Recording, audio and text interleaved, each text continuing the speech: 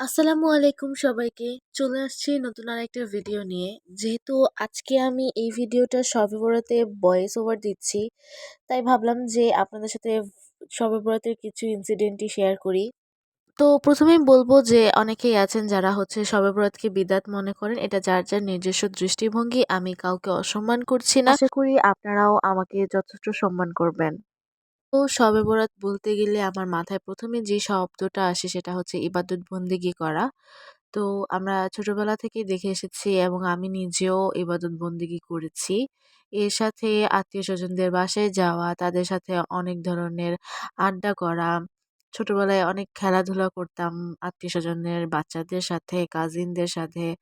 তো ওই জিনিসগুলো এখন অনেক বেশি মিস করা হয়। কারণ এখন বড় হয়ে যাওয়াতে, ব্যস্ত থাকাতে, আগের মতো সময় না পাওয়াতে সেইরকম সময়গুলো এখন আর কাটানো হয় না। ওই সময় এতটা বেশি ব্যস্ত থাকা হতো না। দেখা যেত যে যেকোনো ধর্মীয় উৎসব ভালোমতো এনজয় করা যেত। তো সবকিছু মিলিয়ে ওই টাইমটা আমার কাছে মনে হয় খুবই বেস্ট একটা টাইম। আর তখনকার দিনে এত বেশি পরিমাণে আধুনিক যন্ত্রপাতিও ছিল না, ডিভাইস ছিল না কোনো।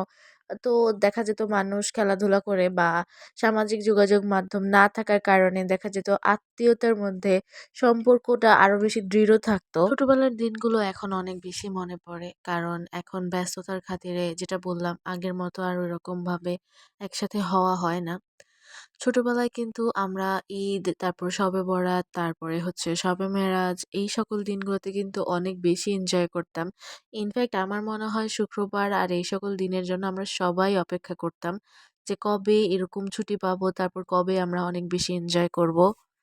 তো আজকে আমি অনেকদিন পর আপনাদের সাথে আমার ছোটবেলার কিছু স্মৃতি শেয়ার করলাম। আর আমার কাছে খুবই ভালো লাগে আপনাদের সাথে ছোট, ছোট গল্প শেয়ার করতে।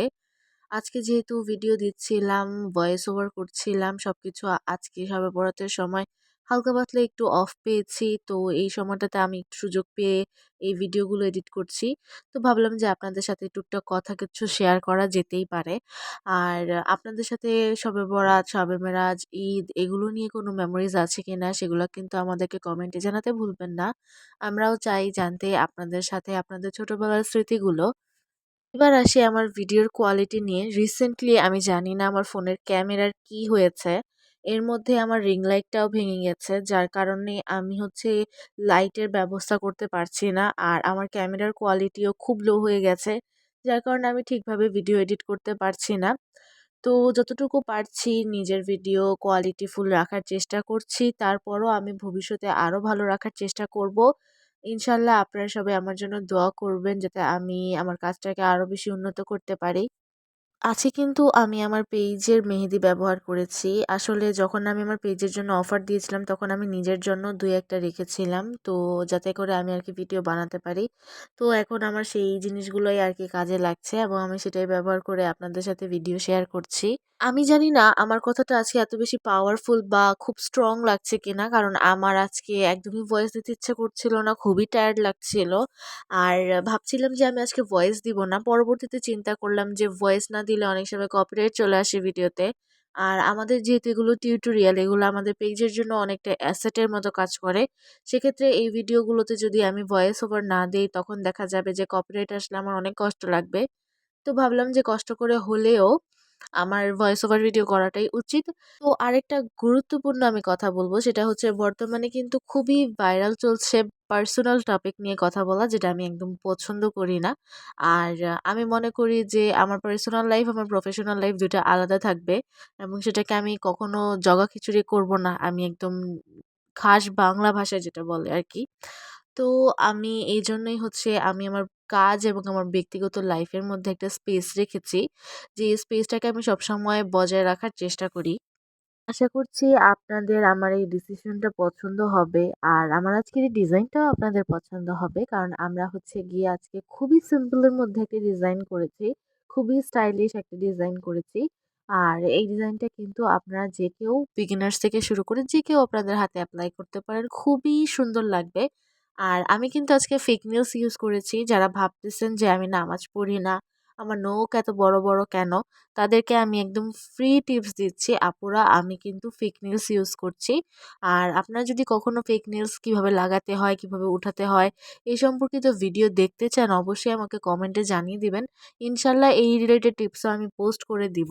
আসলে আমার নখ অনেক বেশি ছোট হওয়াতে আমি ভাবলাম যে একটু ফেক নেলস পরলে দেখতে একটু সুন্দর লাগবে। যেহেতু আমার ক্যামেরার অবস্থা ১৩টা বেজে আছে, তো নিজের কাজটাকে উপস্থাপন করার জন্য এবং একটু সৌন্দর্য বৃদ্ধি করার জন্য আমি ভাবলাম যে ফেক নেলস ইউজ করা যেতেই পারে। তবে আমি মনে করি আপনারা এর আগেও দেখেছেন আমার বিভিন্ন প্রোফাইল পিকচার থেকে শুরু করে পেজের বিভিন্ন পোস্টের মধ্যে আমি ফেক নেলস সহ মেহেদির দেওয়া ছবি আপলোড করেছি।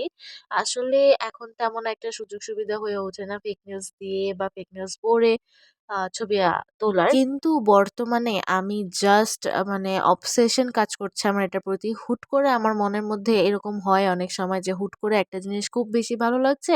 আমি সেটা রিপিটেডলি কাজ করতেছি, সেটা ইউজ করছি।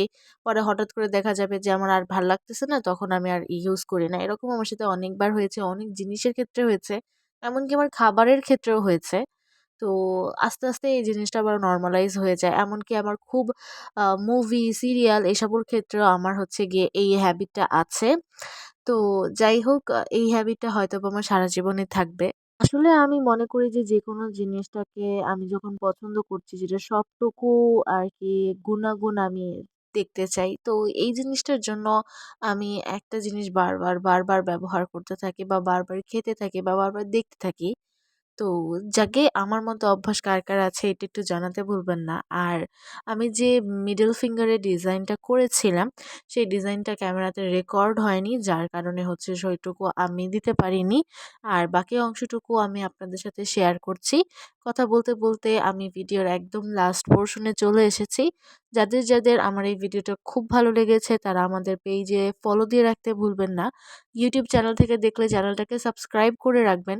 ভিডিওটাতে লাইক এবং শেয়ার করবেন। আর আপনাদের কাছে ভিডিওটা কেমন লেগেছে কমেন্ট করে জানিয়ে দিবেন। আমাদের পাশেই থাকবেন, আমাদের সাথেই থাকবেন। আমাদের সাথে থেকে আপনাদের নিত্য নতুন বিভিন্ন ডিজাইন সম্পর্কিত জ্ঞান হবে। আপনারাও যদি কোনো ডিজাইন দেখতে চান বা সাজেস্ট করেন, আমিও সেটা ট্রাই করব আপনাদের সাথে। সবাই ভালো থাকবেন। আল্লাহ হাফেজ। আসসালামু আলাইকুম।